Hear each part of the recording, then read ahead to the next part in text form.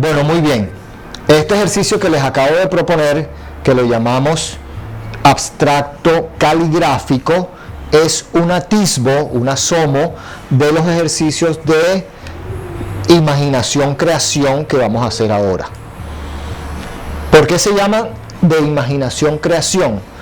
Pues porque vamos a utilizar nuestra memoria, nuestro disco duro del cerebro, con todas esas imágenes que, como les contaba ahorita, desde niños empezamos a trabajar, a reconocer, ¿verdad?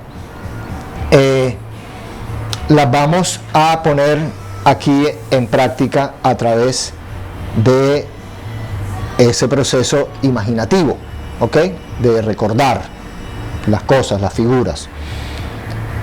Y creación, pues porque vamos a hacer sobre un soporte un proceso creativo. El arte es un poco un proceso mimético, un acto de imitación, ¿verdad? El artista sobre su lienzo, sobre su papel o en una piedra de mármol, imita la naturaleza, ya sea el cuerpo humano, ya sea las flores, ya sea el paisaje, etcétera, etcétera. Trata de hacerlo lo más parecido. Puede utilizar la observación del natural, hoy en día se puede utilizar la referencia fotográfica, pero el método más básico, digamos, más primigenio, es el de la recordación, el de utilizar la imaginación, ¿verdad? Para hacer, digamos, apuntes rápidos, sin un proceso tan elaborado. Pero ahora no vamos a hacer nada referenciado, vamos a seguir con otro ejercicio abstracto, pero este ejercicio le vamos a llamar abstraccionismo libre, porque lo vamos a hacer en total libertad. No vamos a estar amarrados a ninguna de estas líneas, ¿verdad?, que hicimos en el abstracto caligráfico. Al contrario, huyámosle lo más que podamos, no repetirlas, sino utilizar ya líneas más personales. En lo que coincide es en la parte del abstracto, en que no debemos hacer nada que se parezca a nada, no estrellas, no flores, no labios, no nada, ¿ok? Sino líneas abstractas. Figuras, parece un oxímoron, pero no lo es, figuras abstractas, ¿ok? Muy bien. En el siglo XX comenzaron las vanguardias artísticas a volverse importantes, ¿verdad? La pintura, digamos, tradicional, academicista, empezó a perder peso, y los que se volvieron importantes fueron los artistas innovadores, los que trajeron las nuevas ideas, los que ya dejaron de competir con la fotografía e hicieron que el arte se fuera por nuevos rumbos. Entre ellos estaban los artistas abstractos, ¿verdad?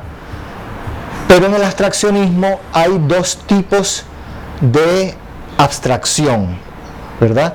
Por un lado está el arte abstracto lírico,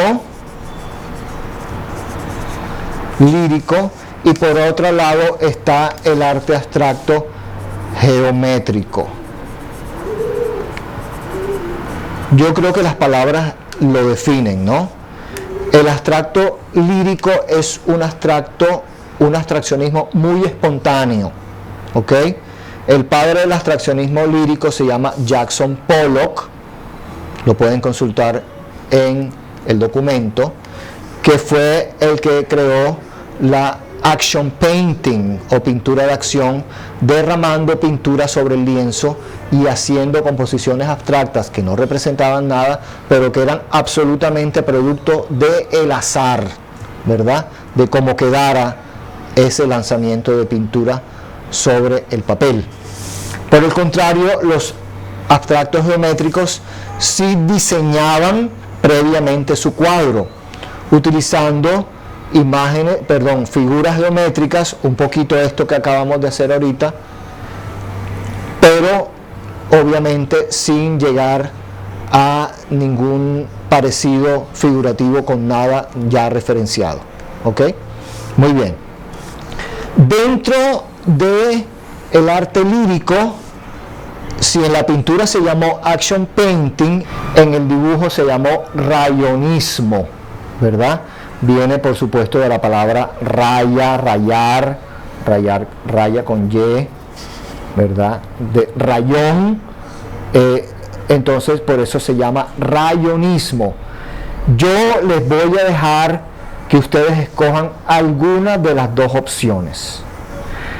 Van a hacer un ejercicio de abstracto libre, no van a utilizar en lo posible estas líneas 4 que les dimos anteriormente, sino que van a utilizar las suyas propias, las personales, ya sea haciendo un ejercicio geométrico o un ejercicio lírico, que en el dibujo se llama rayonismo. ¿Ok? Rayonismo. El arte de la vanguardia se basó mucho en el arte experimental.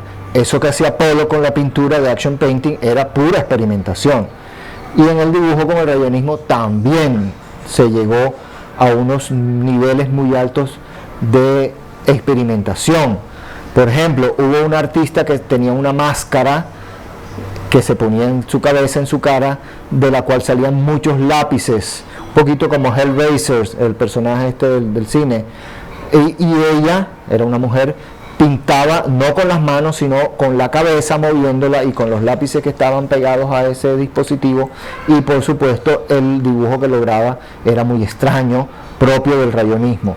Pero también se puede hacer rayonismo con la mano, aunque pueden hacerlo con la mano izquierda, pueden dibujar de espalda, pueden dibujar con los ojos cerrados o con una banda puesta sobre ellos, en fin, pueden utilizar todo el aspecto experimental, todo el campo experimental que ustedes quieran en el dibujo, ¿verdad? Ese dibujo del rayonismo es supremamente suelto. Lo voy a hacer en medio, pero ustedes lo tienen que hacer en uno completo, ¿verdad?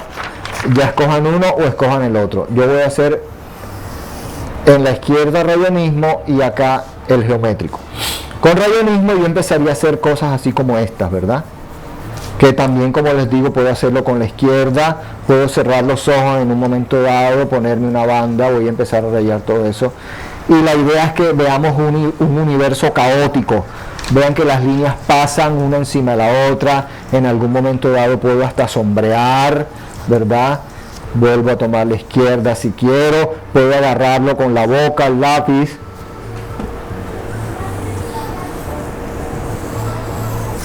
Ustedes lo pueden hacer como quieran, yo prefiero la mano derecha, por supuesto, tiene mucho más fuerza, mucho más contraste, y hacen el ejercicio como les provoque. Vean que yo tiendo mucho a la línea, ¿cómo se llama esta? Espiral, ¿verdad? Pero ustedes pueden utilizar la que quieran, pueden ser diagonales, pueden ser en zigzag, pero muy redondas, en fin. Tiene que quedar una amalgama, tiene que quedar una masa, tiene que quedar una cosa que vibre. Eso era lo que le gustaba al público de las obras de Pollock, esa espontaneidad y esa vibración que la gente sentía con los colores, en este caso con el blanco y negro de nuestro lápiz 6B. O por otro lado se van por el geométrico, ¿ok? Entonces con el geométrico, yo insisto en que me gustan las espirales, yo puedo empezar a hacer este tipo de líneas, ¿no? Y dejarla suelta. No tengo que amarrarla como aquí que se amarraba en el borde del papel o entre ellas para dejar fichas. Aquí no, aquí el agua puede entrar como le provoque y yo puedo hacer las líneas sin llegar a la locura del rayonismo, este sin son ni ton, digamos, pero tan creativo, sino ser un poquito más, ¿verdad?, cuidadoso. No tiene que ser líneas geométricas todo el tiempo, o sea, rectas, ¿verdad? Ojo con que nada se parezca a nada. Repito, no estrellas, no flores, no casas, no nada. ¿Ok? Pero ya podemos hacer ciertos cuerpos. Por ejemplo, esferas se pueden hacer. Una esfera es una esfera. Si yo lo sigo trabajando, lo puedo convertir en un balón, en un mundo, en una cara, en lo que sea. Pero ahí se quedó como una esfera. No puedo hacer una estrella, pero sí puedo hacer un triángulo, por ejemplo. O puedo hacer algunos signos, ¿verdad?, propios de la escritura, como X, como estos ¿cómo se llama eso? No me acuerdo ahorita, esos chulitos, digamos, y así sucesivamente, ¿verdad? puedo trabajar con las líneas que quiera, muy sueltas o separándolas y lograr unas ciertas formas, pero que esas formas no me lleven a nada. Ahí eso podría ser un ojo, cuidado, hasta ahí llegamos, ¿verdad? El mundo microscópico, por ejemplo, es abstracto y existe, ahí está. Si le ponemos un microscopio vemos una cantidad de cosas, ¿verdad? Pero como no las vemos a la luz del día desde niñitos, porque no nacemos con un microscopio puesto, entonces no son ajenas a esas formas microscópicas y por eso pertenecen en el sentido artístico al mundo de la abstracción, ¿ok? Entonces ya saben, en el tamaño de un cuarto de pliego me van a hacer un ejercicio abstracto libre, ya sea el rayonismo absolutamente salvaje y experimental, o una experimentación un poquito más racional con un abstraccionismo un poquito más geométrico, ¿verdad? Podrían ser también líneas rectas todo el tiempo, ¿no? Cada quien puede inventar su propia abstracción, como le provoque, diagonales, en fin, muy libre ese ejercicio, ¿ok? Quiero comentarles que a partir de este ejercicio, nuevamente repito, el rayonismo o el geométrico, cualquiera de los que ustedes escojan, el abstraccionismo libre, va a ser el primer ejercicio que vamos a evaluar. De aquí para atrás es para que ustedes practiquen y tomen seguridad en el trazo, pero a partir de aquí ya empezamos a evaluar la creatividad del estudiante. ¿Ok? Bueno, vamos a hacer nuestro segundo ejercicio que evaluaremos más adelante, llegado su momento. Vamos a entrar un poquito en el mundo de la figuración. Va a ser un ejercicio basado en el arte surrealista o surrealismo, ¿verdad? Así como en el abstraccionismo, Jackson Pollock fue su máximo exponente, un artista norteamericano. En el surrealismo, el máximo exponente es un artista español llamado Salvador Dalí, ¿verdad? Todos conocemos en algún momento de la vida, nos hemos tropezado con Dalí y alguna de sus obras. En el surrealismo, Dalí y el resto de artistas surrealistas se basan en el mundo de los sueños, ¿verdad? En la imaginación que se produce al momento en que nosotros dejamos que aflore el inconsciente, ¿verdad? Cuando estamos despiertos, estamos conscientes todo el día, ¿verdad? Cuando caminamos, hablamos, comemos, trabajamos, pero al momento de dormir, ponemos nuestra cabeza en la almohada y empieza a proyectarse la película del inconsciente. Sigmund Freud, el padre del psicoanálisis, lo utilizó para poder tratar a sus pacientes con problemas psicológicos.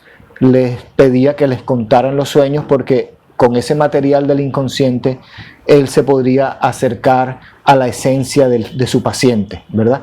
En el arte lo hizo Dalí, con sus propios sueños, con sus propios delirios, con su propia imaginación.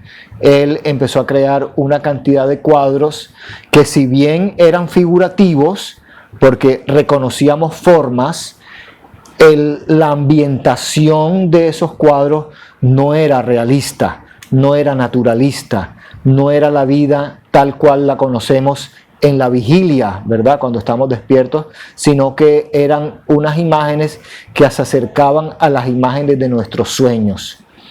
En nuestros sueños nosotros no tenemos límites. La física no ejerce sus teorías, sus leyes, porque nosotros podemos volar, porque nosotros nos podemos teletransportar, porque podemos estar hablando con un personaje que en un momento dado se convierte en otro, y así sucesivamente, ¿verdad? En ese mundo gaseoso de los sueños, nosotros podemos hacer lo que nos provoque, como un director de una película vanguardista que puede hacer también con ese universo lo que les provoca. Muy bien. en este ejercicio del surrealismo, vamos a combinar un poquito todavía algo del abstraccionismo, pero vamos a terminar en objetos figurativos, ¿ok? Figurativistas. Les explico. Por ejemplo, yo puedo partir de una línea, que ya les dije que me gustan las líneas en espiral.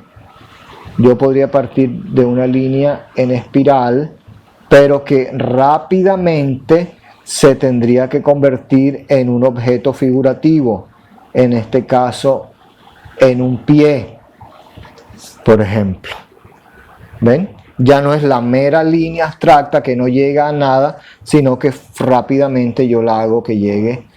Y yo aquí ya puedo empezar a poner, por ejemplo, aquí el tobillo, al tacón le podría empezar a poner su suela, podría empezar a darle detalles, si me provoca, si es de cuero, darle detallitos, en fin, hacer lo que yo quiera. De aquí podría traer otra línea en espiral que en un momento dado yo decida que se pueda convertir en una nariz. Y esta nariz rápidamente me lleva a el dibujo de un ojo.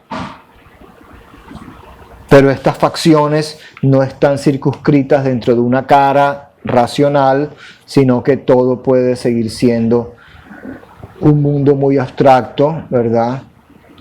Y la boca, por ejemplo, se puede poner por acá y se puede abrir, ¿verdad?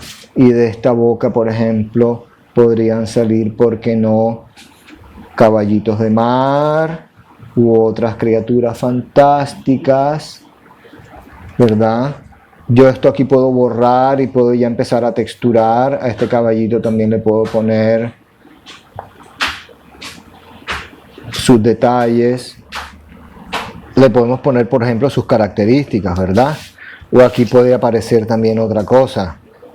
Por ejemplo, ese caballito a mí me lleva a otro caballo, ya un equino.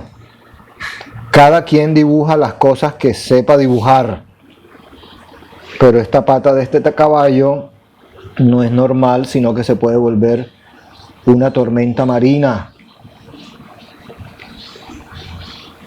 con el agua que viene por acá y todo se lo quiere tragar, ¿verdad? Y le puedo poner burbujas, ya las circunferencias se pueden volver burbujas, ya pueden aparecer flores, todo lo que ustedes quieran, flores, estrellas, ¿ok?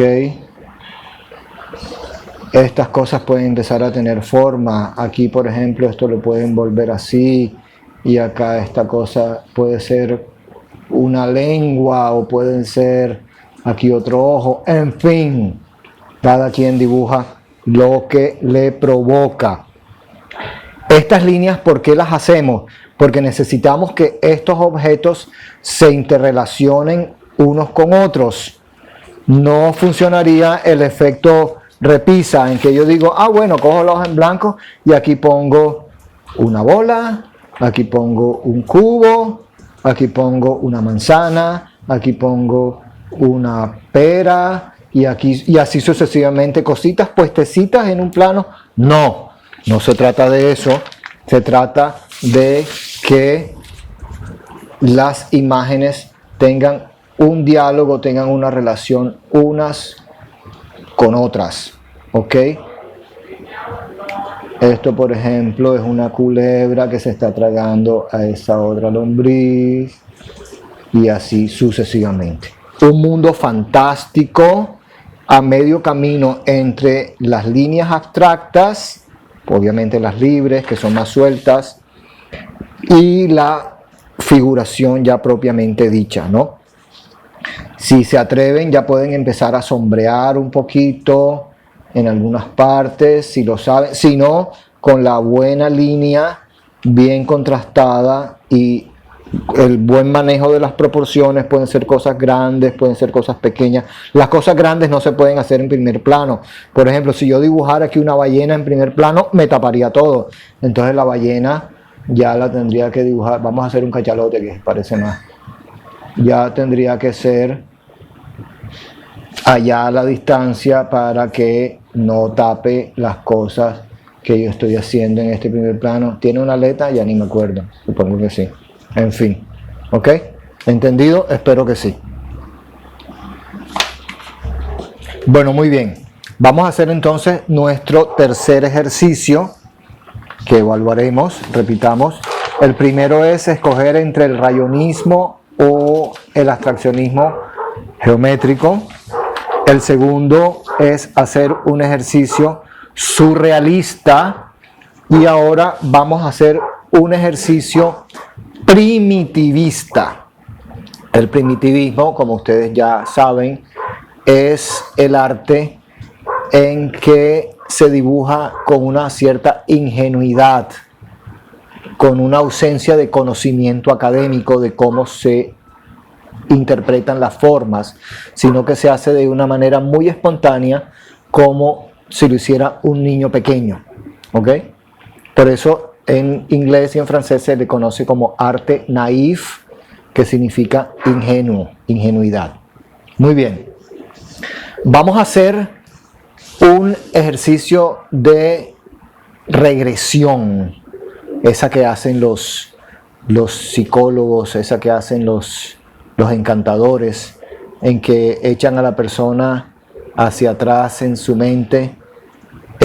Nosotros vamos a hacerlo recordando el primer día en que fuimos al colegio y la seña, el profe, nos pusieron a dibujar, que nos dieron un papel, un cuaderno de dibujo, unas crayolas, unos lápices de colores o lápices de grafito, y nos dijeron dibujen, o tal vez dibujen un paisaje. No sé realmente qué les habrán podido haber dicho a ustedes. Uno cuando es niño dibuja, digamos, las cosas más elementales en esa comprensión elemental que existe de la vida, ¿no? Entonces, ¿qué es lo primero que uno hace? ¿Qué es lo que uno dibuja cuando es un niñito y tiene un papel enfrente? Pues dibujar la famosa casita, ¿no? Sin mayores pretensiones, sin mayor conocimiento, repito. Entonces, ¿qué dibujamos? Pues el techo, en primer lugar, ¿no? El techo era como una pirámide, así parecida a lo de los ejercicios que hicimos ahorita, de ejercicios abstractos. El techito, y abajo poníamos un cuadrado que era la casa propiamente dicha, ¿no? ¿Ok? El techo era con una pendiente enorme, como si fuera una casa en Suiza. En el Caribe, en el trópico, no existen esas pendientes tan altas. Y claro, si poníamos un techo, pues claro, de tanto cuento y tanta televisión, también le poníamos una chimenea, para que de la chimenea salieran volutas de humo. En la Sierra Nevada, por allá arriba, en los nevados, o en invierno en Europa, en Estados Unidos, en las partes donde hay invierno, donde hay estaciones, sí, en el trópico no, pero la penetración cultural. Muy bien. Luego acá poníamos la puerta, acá en el centro, ¿cierto? Y como cosa rara, las ventanas no las poníamos en el mismo piso, sino que las poníamos como piso y medio más arriba, para que finalmente terminara pareciendo una especie de cara, ¿no? Las dos ventanas parecen unos ojos y la puerta es la boca, por decirlo. Yo recuerdo que yo le dibujé el bombillito acá arriba. Ya no me acuerdo si le puse el bombillito y le puse luces. Cuando yo empecé a dibujar, mis profesoras se admiraron de la seguridad de mi trazo y que para ser un niño tan chico tenía una imaginación y una memoria tremenda para poder dibujar cosas, detalles como de ese tipo. Muy bien. ¿Qué más dibujábamos? Claro, de la puerta tenía que salir un camino, ¿no? Un camino que hacía algo como esto y de pronto se perdía por aquí, ¿verdad? ¿Qué más le poníamos? Flores, florecitas por acá, Por acá una cerca, una verja que llaman los españoles, una cerquita. Obviamente aquí a un lado está el árbol, un árbol grande. Eso sí tenemos en el Caribe, unos árboles grandes y frondosos. Pero nuevamente cometíamos el pecado de que el árbol era de manzana, no de mangos ni de nísperos como son nuestros árboles tropicales, sino que de tanta tela y tanta pendejada y tanto cuento, los árboles eran de manzana, como esa que le llevamos a la profe diciéndole que era del patio de la casa. Allá atrás le pintábamos, por ejemplo, las montañas, ¿cierto? Una cadena de montañas. Mira que las líneas onduladas sirven para eso. Una de ellas estaba coronada por un nevado, ¿verdad? Le poníamos nubes. Si eran en colores, las nubes eran azules sobre un fondo blanco, no blancas sobre el fondo azul como es la realidad. No faltaba el famosísimo sol aquí en la esquinita, ¿verdad? Con sus rayos. Le podíamos poner incluso caritas, ¿verdad? Humanizar los elementos es algo muy infantil, ¿no? Poníamos un lago, ¿cierto? Un lago por acá, lleno de pececitos pequeñitos. Y empezamos a poner, por ejemplo, el gato, ¿no? Un gato, el perro, los pollitos, la gallina, la mamá de los pollitos, y en fin, todo un paisaje bucólico, ¿verdad? Por allá podía estar ver una vaca. ¿Cómo dibujaba uno una vaca cuando era niño? Pues yo la verdad es que no me acuerdo. Los cachos por lo menos, los ojos, la nariz, en fin, la cola, el burro, el sapo, todos los animalitos. Por ejemplo, las aves no son sino unos chulitos que a veces los hacíamos desproporcionadamente grandes y eso no se podrían ver. Si están tan cerca ya veríamos detalle, pero uno de niño esas cosas realmente no las siente muy bien. Podíamos poner, muchas veces poníamos el papá con el bigote, la mamá con el pelo largo y la falda, uno mismo, la hermanita, o si uno es la hermanita, el hermanito, y así sucesivamente, ¿verdad? Poblábamos todo un universo lleno de cosas, de elementos narrativos. Quiero que sean muy narrativos, que me cuenten muchas cosas. No quiero nada de minimalismo aquí, ¿verdad? Resolver con 3 líneas y echar una carreta, sino que quiero que el dibujo sea muy detallado. No tiene que ser realista, no tiene que ser un dibujo avanzado, no tiene que haber sombras, no tiene que haber profundidad, no tiene que haber nada, sino que de esta manera tan sencilla como lo hacen los niños o los artistas primitivistas o naif, narrar todo un universo, ¿ok? No necesariamente, para el que le parezca un poco aburrido este ejercicio, tendría que ser este paisaje que termina siendo como un paisaje de montaña, un paisaje de campo, ¿verdad? Ustedes podrían cambiarlo. En vez de la montaña y el campo y el frío y la nieve, pueden poner la playa. Entonces ponen el mar, la barca, el sol, el morro, la pesca, el balón, la sombrilla, la toalla, la arena, el cangrejo, en fin, todo el universo que ustedes quieran contarnos de un paisaje al pie de la playa o del río, o, ¿por qué no, submarino? ¿Verdad? No al pie de la playa, sino dentro del mar. Entonces podemos empezar a poner los animalitos, los corales, el pulpo, el tesoro escondido, el buzo, el hombre rana, el submarino, las sirenas. Ya pueden empezar a trascender los universos reales para irse a los universos míticos, ¿cierto? Las sirenas, en fin, el Poseidón, el Aquaman, los personajes que ustedes quieran poner, pero con esa ingenuidad. Incluso en un momento dado pueden irse al espacio exterior, ¿verdad?